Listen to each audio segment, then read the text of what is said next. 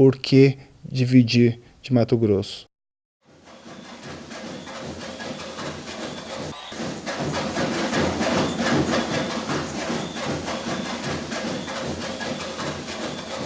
A população de Campo Grande foi às ruas para mostrar à comissão da FIFA e da CBF que o Pantanal é aqui e a Copa é nossa. O Estado e a Prefeitura da capital lançaram a campanha para tornar Campo Grande subsede dos Jogos da Copa do Mundo de 2014. Campo Grande é o portal desse santuário ecológico do planeta que atrai milhares de visitantes do mundo todo. Nós temos todo um envolvimento relacionado ao meio ambiente, à ecologia, que nos faz credenciar a ser uma cidade moderna, desenvolvida, com qualidade de vida e com respeito ao meio ambiente. Essa mobilização tem que mostrar para a FIFA que a cidade quer verdadeiramente a Copa. A FIFA vai analisar aquilo que for melhor para o torcedor que vai vir de fora, ou seja, segurança, infraestrutura, condição de conforto. A Fundação Municipal de Cultura realizou um grande show durante a visita dos técnicos da FIFA a Campo Grande nesta terça-feira. Todos vestiram a camisa da torcida em prol da campanha para a capital sul-mato-grossense ser uma das subsedes da Copa do Mundo de 2014. Neste domingo, em Nassau, nas Bahamas, o presidente da FIFA, Joseph Blatter, e o presidente da CBF, Ricardo Teixeira, anunciaram as 12 cidades sedes da Copa do Mundo de 2014 no Brasil. Joseph Blatter anunciou as cidades sedes. Belo Horizonte, Brasília, the capital, Cuiabá. Parlamentares da situação e da oposição levantaram motivos que podem ter levado a capital do Mato Grosso do Sul a perder a vaga. Eu acho que por parte do governo do estado, principalmente, houve um empenho que deixou a desejar, um pouco empenho, na verdade. Quando proposta foi a CPI da CBF e que o Mato Grosso não assinou, a bancada federal não assinou a CPI e a bancada do Mato Grosso do Sul se assinou, quem sabe aí a CBF não esteja pagando uma fatura para o governo do estado de Mato Grosso e propondo então que lá fosse uma das subsedes.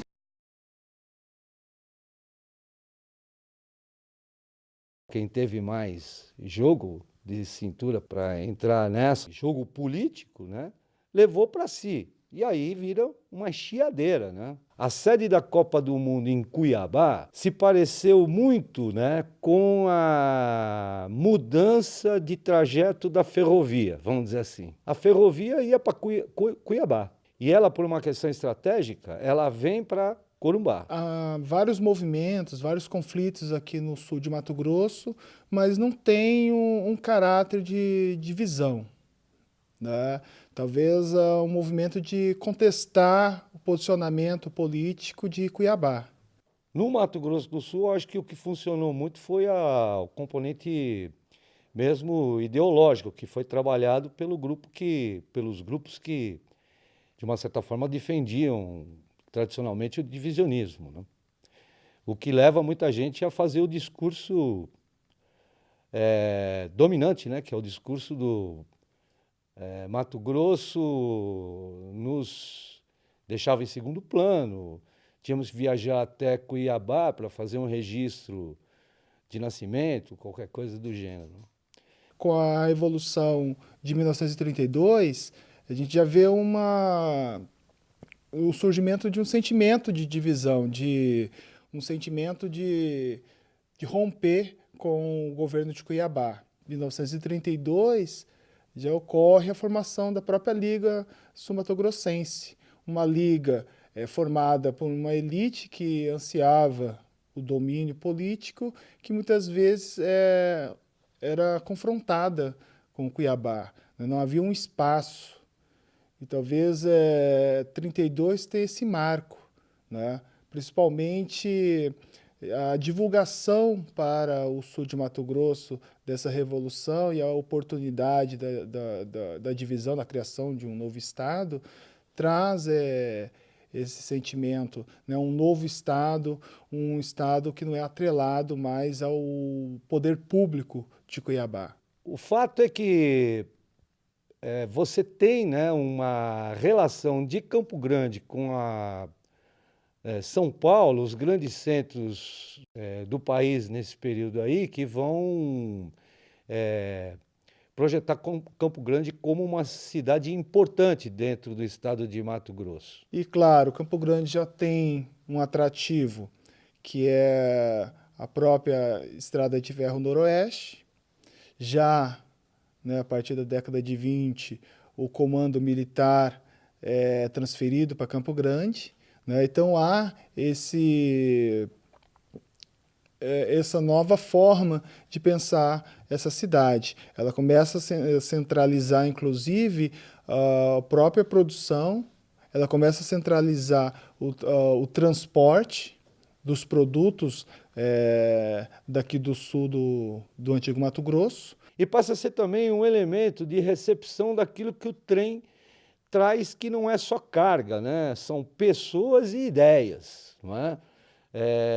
E de tecnologias. Começa a formar uma classe política, claro, ligado ainda a muitos produtores rurais, mas já há uma classe política que começa a ter presença, né, e começa a incomodar Cuiabá. O próprio Vespasiano Barbosa Martins, ele vai liderar essa classe política. Campo Grande moderna e Cuiabá tradicional, né, ela já está posta. Talvez isso alimente essa discussão, né? Nós temos aí o álbum gráfico de Mato Grosso, mas nós temos também um álbum de Campo Grande, de 1939, em que a cidade ela é apresentada de uma maneira bastante interessante, como um centro urbano moderno, uma cidade, os cinemas, né? Atividade industrial, ou seja, toda uma propaganda, vamos dizer assim, em relação a Campo Grande, para colocá-la, né, como uma cidade central, né, quando pensada em relação a Corumbá, né, e Cuiabá. Né? Cuiabá ela surge, né, num período ainda colonial e se forma uma cidade ligado à atividade mineratória. Campo Grande já recebe um fluxo pastoril, economia agropecuária, né? Então já há uma diferença entre essas duas regiões, né? E Campo Grande ela vai receber um fluxo de mineiros, de goianos, vai receber um fluxo também de paulistas, né? Que já tem um outro olhar, que é o olhar do esgotamento da atividade mineratória e vê na pecuária um atrativo para o desenvolvimento econômico, né? Não é à toa que, durante um tempo, a região sul de Mato Grosso é que vai, na verdade, sustentar todo esse Mato Grosso, né? 65% da economia estava aqui no sul de Mato Grosso. Os tidos pioneiros, assim, tratados pelos memorialistas, né, que vão ocupar a região de Paranaíba, vão ocupar a região de Miranda, da própria Vacaria, né? E essas famílias, hoje a gente vê os representantes, o próprio ex-governador Wilson Barbosa Martins, que é ligado aos Barbosas que chegam anterior a própria guerra contra o Paraguai, os Souzas também vão chegar, e os representantes que a gente pode elencar, o próprio ex-senador Italívio Coelho, Lúdio Coelho, né, que, por opção deles, vão tirar o Souza, mas eles estão ligados a essa família Souza. Então a gente percebe isso na segunda metade do 19, que essas famílias, elas tomam para si o direito de mando no próprio sul de Mato Grosso e vai perpetuar, porque ao decorrer da história da própria região do sul de Mato Grosso, isso, em 32 você vai perceber a presença dessas famílias, e na própria década de 70, com o movimento, né, divisionista, essas famílias voltam a aparecer. Então elas estão ligadas ainda a reivindicação de pioneiros da região, né? Se passa a pensar na necessidade de você dividir grandes estados aqui para pensar melhor o desenvolvimento, a ocupação, segundo eles, e o controle político mesmo. E aí Mato Grosso ganha uma importância. Ele está no centro da América, a ideia é quem controla o centro, controla o continente. Talvez pensar o que, de uma forma talvez torta, que o Getúlio tentou fazer, ignorando a divisão, o Geisel vai pensar uma integração do próprio Centro-Oeste e da possibilidade do próprio estado de Mato Grosso do Sul representar uma modernidade, né? Representar o dinamismo que a nação precisava ver, esse novo estado. Senhor Presidente da República, ao sancionar nesta data histórica, 11 de outubro de 1977, a lei complementar aprovada pelo Congresso Nacional, que cria o Estado de Mato Grosso do Sul, pelo desmembramento de área do Estado de Mato Grosso, Vossa Excelência dá continuidade a um processo de largo alcance iniciado em seu governo, que visa proporcionar ao país uma divisão territorial mais compatível com o atual estágio de desenvolvimento econômico e social da nação brasileira.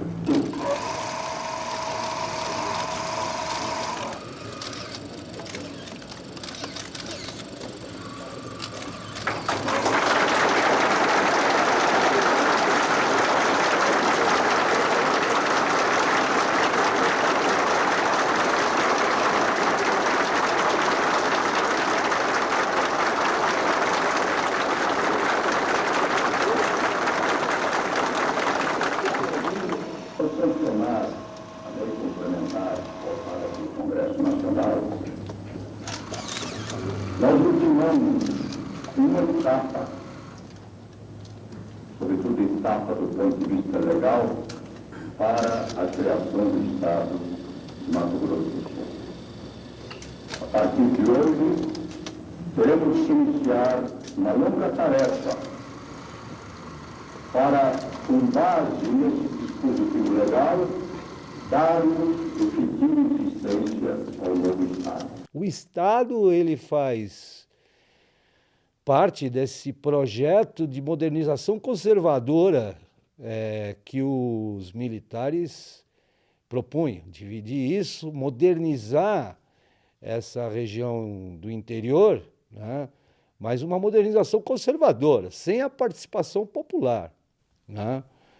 Senão seríamos outra coisa. A Liga Sul-Mato-Grossense, que é formada após até a Revolução de 1932, em que o próprio sul de Mato Grosso vai apoiar, ela é formada não formada por uma classe popular, mas ela é formada por intelectuais, né? Profissionais liberais, é formada também por uma classe ligada à pecuária. É algo a se estudar e talvez investigar melhor, que grande parte dos membros da Liga estão ligados às famílias tidas como pioneiros, né?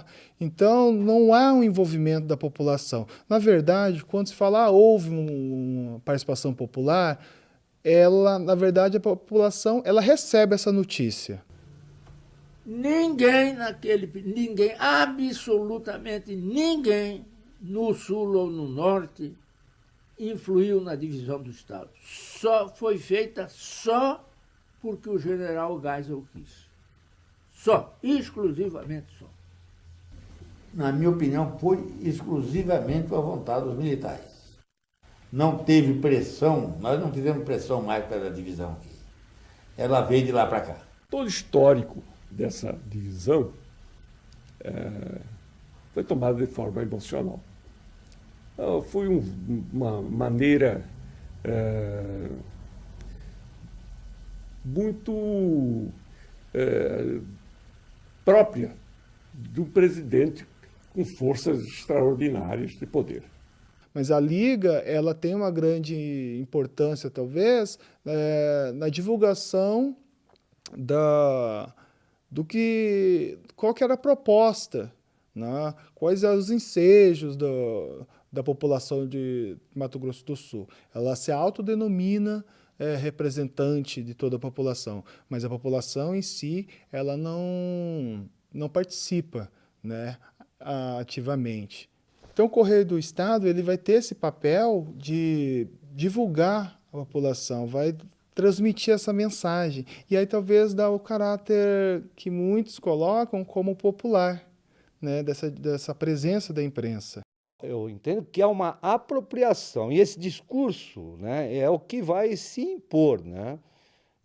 A Liga fez a divisão, né, pelos motivos que a Liga alega que sejam os motivos fundamentais. O Correio ele vai estar presente na divulgação da própria Liga, no sentido de divulgar essa informação para a população. E, na verdade, a gente pode pensar a própria postura, né, dos políticos que são ligados ao jornal. É um jornal político, é um jornal que vai representar esse sul de Mato Grosso. Participação popular, a grande discussão sobre um novo Estado, essa possibilidade. Nós não podemos falar numa discussão do ponto de vista da democracia, vivíamos na ditadura militar, etc. E tal. A população ela é comunicada da divisão, mas é uma divisão que foi feita por uma classe política, é um interesse político, uma estratégia política, não um clamor popular. O povo assistiu bestializado, mais uma vez. Se eu não estiver enganado, o primeiro livro escrito sobre Mato Grosso do Sul, ele foi publicado pelo José Barbosa Rodrigues em março de 1978. A lei que divide o Estado sai em 77, em outubro de 77. Em 78 ele escreveu esse livro chamado Isto é Mato Grosso do Sul. Bom, aquele livro é um maravilhoso documento sobre o que é o Mato Grosso do Sul. Né? É o lugar que da tradição da defesa da fronteira, né? Mas é o lugar onde os grandes pecuaristas têm o controle fim da conversa. É isso aí. Não é? Então ele faz esse tipo de propaganda. É um livro que merece ser lido com cuidado. É uma grande, vamos dizer assim, propaganda do novo Estado e do que é Mato Grosso do Sul e ser sul-mato-grossense. A relação de Campo Grande e Cuiabá, ela já não é uma rivalidade. Talvez nós talvez pensamos essa rivalidade. Né? A população acaba abraçando a causa. Né? O exemplo foi a disputa pela sede da Copa do Mundo. Os jornais da época, você vai ver a animosidade, né? Animosidade nesse sentido, né? Fomos preteridos. Eu não vejo como uma rivalidade assim agressiva, né? Mas foi importante até para pensar as duas cidades. Cuiabá, que precisava melhorar a sua infraestrutura, Campo Grande, né, ficou talvez na promessa das melhorias, mas aos poucos também começou a pensar o porquê não foi escolhida. Nós estamos aí, vamos tocar o Mato Grosso do Sul para frente agora, de uma maneira que esse Estado, ao contrário da tradição, ele seja de todos, né? Dos indígenas, dos negros, né? Dos trabalhadores, né? Que são sempre falados, mas muitas vezes estão aí, né? Trabalho escravo, esse tipo de coisa. É esse o Mato Grosso do Sul que eu sonho depois o Mato Grosso do Sul que eu adotei como Estado. Precisa conhecer um pouco mais da história de Mato Grosso do Sul, né? E que está ligada à história de Mato Grosso, sim, e que nós temos que assumir essa história, essa memória e que não se perca.